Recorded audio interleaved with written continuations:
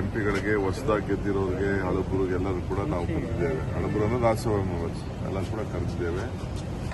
ಯಾವುದಾದ್ರು ರಾಜ್ಯದ ಅನೇಕ ಪ್ರಾಜೆಕ್ಟ್ಗಳೇನಿದೆ ಅವೆಲ್ಲ ಕೂಡ ಅವ್ರಿಗೆ ಗಮನಕ್ಕೆ ತಂದು ಮುಂದಕ್ಕೆ ಪಾರ್ಲಿಮೆಂಟಲ್ಲಿ ಹೋರಾಟ ಮಾಡಲಿ ಅಂತೇಳಿ ನಮ್ಮಲ್ಲ.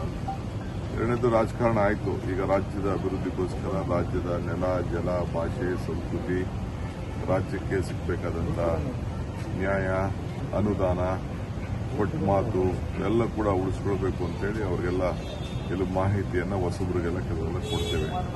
ಬಹುಶಃ ಎಲ್ಲರೂ ಕೂಡ ಒಗ್ಗಟ್ಟಿನಿಂದ ಸಹಕಾರ ಕೊಡ್ತಾರೆ ಅಂತ ಹೇಳಿ ನಮಗೆ ವಿಶ್ವಾಸ. ಈಗ ಸ್ವಾಮೀಜಿ ಅವರು ಹೇಳಿರೋದ್ರ ಬಗ್ಗೆ, ನಿಮ್ಮ ಪರವಾಗಿ ಮಾತಾಡಿರೋದ್ರ ಬಗ್ಗೆ ನೀವೇ ಸ್ವಾಮೀಜಿ ಅವರು ಉತ್ಸಾಹದಿಂದ ಹೇಳ್ತಾರೆ.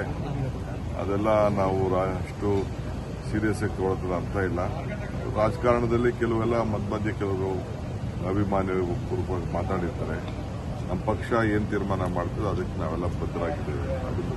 ಪ್ರತಿ ಬಾರಿ ಸಂಸದರ ಸಭೆಯನ್ನ ಕರೀತೀವಿ ಮಾಡಿ ಅಂತ ಎಲ್ಲರಿಗೂ ಕೈ ಮುಗಿದು ಪ್ರಾರ್ಥನೆ ಮಾಡ್ತಾರೆ. ಸರ್, ಈಗ ರಾಜಣ್ಣ ಅವರು ಕೆಪಿಸಿಸಿ ಅಧ್ಯಕ್ಷ ಸ್ಥಾನ ನನಗೆ ಕೊಡ್ಲಿ ಅಂತ ಹೇಳಿದ್ದಾರೆ. ರಾಜಣ್ಣ ಅವರು ಕೆಪಿಸಿಸಿ ಅಧ್ಯಕ್ಷ ಸ್ಥಾನ ಕೊಡ್ಲಿ, ನಾನು ಮಂತ್ರಿ ಬೇಕಾದ್ರೂ ಬಿಡ್ತೀನಿ ಅಂತ. ಅದಕ್ಕೆ ಉತ್ತರ ಕೊಡ್ತೀವಿ. ಸರ್, ಸ್ವಾಮಿ ಹೆಚ್ಚಿನ ವಿಡಿಯೋಗಳಿಗೆ ಪ್ರತಿಧ್ವನಿ ಯೂಟ್ಯೂಬ್ ಚಾನೆಲ್ ಸಬ್ಸ್ಕ್ರೈಬ್ ಮಾಡಿ, ಬೆಲ್ ಐಕಾನ್ ಕ್ಲಿಕ್ ಮಾಡಿ.